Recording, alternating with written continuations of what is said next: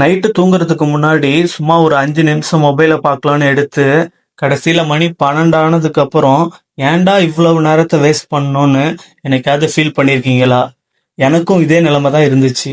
ஆனா ஒரு நாள் நைட்டு ஒரு குறிப்பிட்ட டாக்குமெண்ட்ரி மூவிய பார்த்த அடுத்த செகண்டு, என் ஃபோன்ல இருந்த எல்லா சோஷியல் மீடியா ஆப்ஸையும் நான் அன்இன்ஸ்டால் பண்ணிட்டேன்னா நீங்க நம்புவீங்களா? அப்படி அந்த மூவி என்னன்னு, அது என் மைண்ட அது எப்படி மாத்துச்சுன்னு ஃபுல்லா பார்க்கலாம் வாங்க. Hi to all, welcome to my channel the social screen. First the social screen அப்படிங்கிற அந்த சேனலை நான் ஏன் ஸ்டார்ட் பண்ணேன் அப்படிங்கிற ரீசனை தெரிஞ்சுக்கோங்க. 2023ல் நான் காலேஜ் முடிச்சுட்டு வீட்டில் இருக்கும்போது மோஸ்ட் ஆஃப் த டைம் நான் இன்ஸ்டாகிராமில் தான் டைம் வேஸ்ட் பண்ணிட்டு இருந்தேன். அப்படி ஒரு நாள் நான் இன்ஸ்டாகிராமில் ரேண்டமாக ரீல்ஸை ஸ்க்ரோல் பண்ணிட்டு இருக்கும்போது ஒரு ரேண்டமான வீடியோ எனக்கு சஜஷன் ஆச்சு. அந்த வீடியோ என்னன்னா த சோஷியல் டிலமா அப்படிங்கிற ஒரு டாக்குமெண்ட்ரி மூவியோட ரிவ்யூ தான். ஃபர்ஸ்ட் அந்த ரிவ்யூ பார்த்ததும் எனக்கு ஏதோ ஒரு பெரிய இம்பேக்ட் வந்துச்சு. அதனால நான் உடனே டெலகிராமில் போயிட்டு த சோஷியல் டிலமா மூவியை சர்ச் பண்ணி டவுன்லோட் பண்ணிட்டேன். டவுன்லோட் பண்ணிட்டு அன்னைக்கு ஒரு 8:30 8:40 போல சாப்பிட்டு முடிச்சுட்டு சரி நைட்டு 9 மணிக்கு அந்த மூவியை பார்க்கலாம் அப்படின்னு ஸ்டார்ட் பண்ணேன். ஆனால் ஃபர்ஸ்ட் அந்த மூவியை பார்க்கும்போது எனக்கு அவ்வளோ இன்ட்ரெஸ்ட் இல்லை. மூவி எனக்கு சரியாக அண்டர்ஸ்டாண்ட் ஆகல.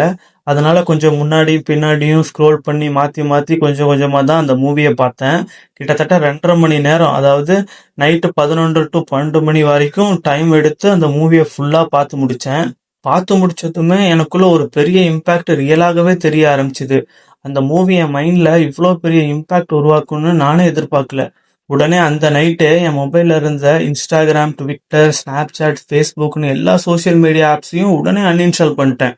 அடுத்த நாள் காலையில எழுந்து எனக்குள்ள நிறைய தாட்ஸ் ஓடிக்கிட்டே இருந்துச்சு.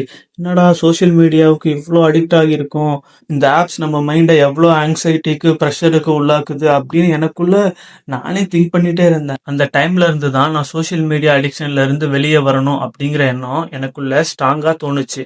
அதுக்கப்புறம் நான் என்ன பண்ணேன்னா, எல்லா ஆப்ஸையும் தூக்கி போடுறதுக்கு பதிலாக என் யூசேஜ் எப்படி இருக்கணும்னு கவனிச்சேன். நான் அதிகமாக யூஸ் பண்ணுற ஆப்னா இன்ஸ்டாகிராம், யூடியூப், வாட்ஸ்அப் தான். ஃபேஸ்புக், ட்விட்டர்லாம் நான் அதிகமாக யூஸ் பண்ண மாட்டேன். அதனால இந்த ஒரு அடிக்ஷன்ல இருந்து வெளியே வர ஒரு ப்ராக்டிக்கலான விஷயத்த ஸ்டார்ட் பண்ணேன்.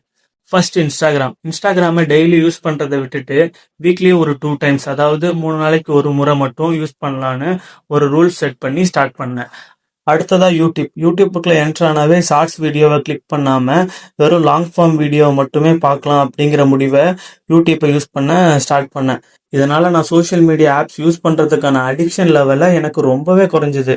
இந்த சின்ன மாற்றம் என் லைஃப்ல ஒரு பெரிய ரிலீஃபை கொடுத்துச்சு. உங்களோட சோஷியல் மீடியா ஸ்க்ரீன் டைம் எவ்வளவு இருக்கு?